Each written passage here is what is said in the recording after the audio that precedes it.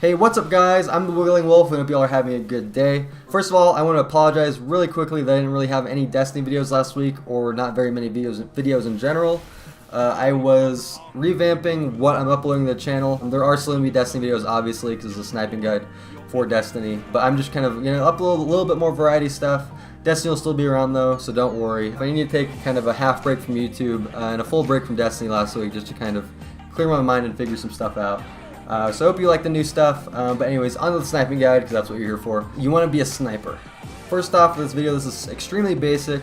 If you're a little bit of a higher level player, you might not want to watch this video, but if you are, maybe it could reveal some stuff that might change your game totally, even though it's pretty basic stuff. Let's start off with sensitivity. I play on a 3 personally, but if you're sniping, I would generally stick between a sensitivity of a 3 and a 5. 3, 4, 5 are generally what most people feel comfortable with when sniping. This is kind of the lower end of sensitivity. And there are people like my buddy Astro who play on like a 5 to a 7 sensitivity and they can snipe fine. So if you are one of those players, that's great. That's fine. Do it. I don't think there's any right or wrong way to snipe, but generally if you're just starting out, you want to start off on the lower end and then maybe slower move up to the higher end of sensitivity. I just play on a 3 because it's comfortable for me, and it makes those little twitch shots a little more precise. Second off is vibration in your controller. I turned mine off because the vibration in your controller, and this is a setting within Destiny as well, you can turn off your vibration in the controller settings, and I do this because right before your trigger actually completely gets pulled, the controller vibrates a tiny bit. What this can do is it can throw off your aim while you're sniping at the very last second.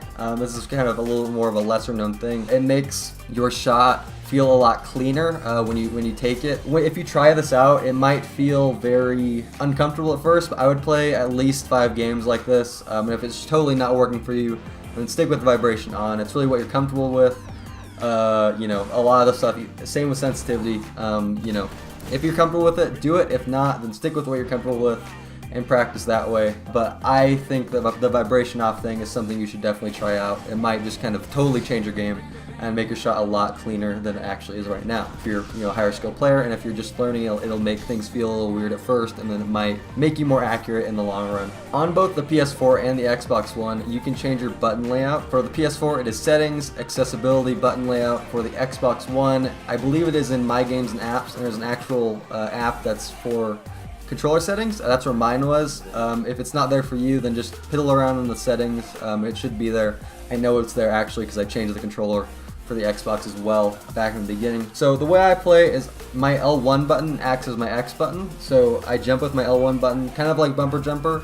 I throw grenades with my X button. I completely swap those two, and the other two that I completely swap are my circle button and my R3 button. So that means that I crouch or slide with the R3 button, and the R3 button became my circle button, which is really just used to lock gear, I believe, in your character menu. So that's basically all it is. It just makes it so you don't really have to take your thumbs off the sticks, kind of like a scuff.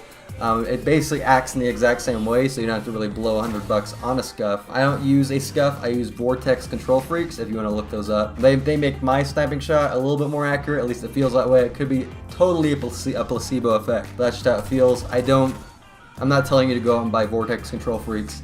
They just helped me out, but I bought those after I already learned how to snipe. I suggest you learn on the default controller first, and then move to something that might aid you a little bit more. That's really the 3 things I want you guys to try out as basic controller things. It'll feel a little weird at first physically, but then later on as you get used to it, it might actually feel great for you. It felt great for me. So try that stuff out. So the actual real sniping tip in this video, other than that other little bit more basic stuff, is I want you guys to practice confidence and calmness of mind, or focus. This is very big with sniping, and if you do not have this, you will never be able to snipe. This is very mental gamey kind of stuff, because if you're freaking out, if you're getting salty, if you're going on tilt for whatever reason, whatever kind of tilt it is, whether it's sadness, depression, I don't fucking know.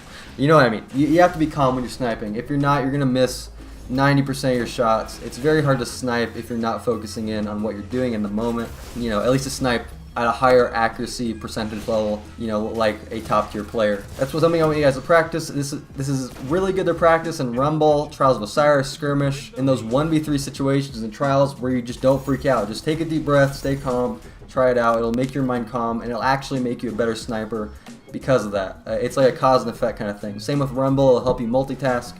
in so many different situations, even if you're not using a sniper rifle, just to stay calm and just kind of slowly, gauge up kills. It is very hard to snipe in Rumble. Shotguns are the dominant Rumble weapon. I don't care who you are, that's just the way it is, because of how fast Rumble is. Just practice confidence and calmness of mind while you're sniping or in any other situation first, and then we'll move on to the actual sniping fundamentals. If you don't have that, then I can't really teach you anything or help you out, because you're just going to start missing because you're frustrated or salty or on tilt or whatever. That's my little basic sniping guide for the very beginning, very intro level stuff. I hope this guide helped you guys out. If it did, let me know in the comments below. And as always, I was the Wiggling Wolf, and I'll see you guys in the next video. Bye.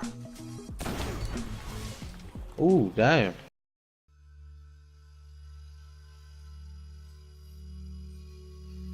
Like 10 or 12 kills total with her. So I guess this next round is really like a 36 kill Tracer gameplay. But tomatoes. But I hope you guys enjoy the gameplay regardless.